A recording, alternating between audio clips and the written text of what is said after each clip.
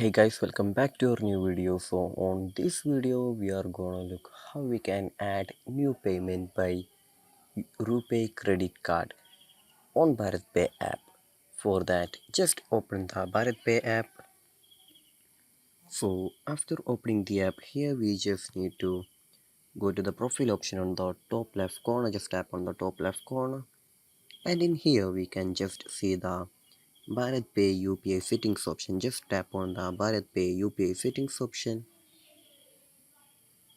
So when we reach here we can see the payment methods option. Just tap on the payment methods option, and in the top side we can just see the add new payment option. Just tap on the add new payment option.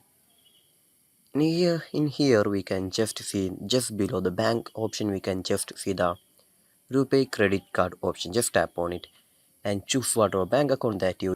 So this is how we're gonna add new payment by your Rupay credit card on Bharatpe app. So I hope this video was useful for you. So just do like, share, subscribe to our channel. Thank you and have a nice day.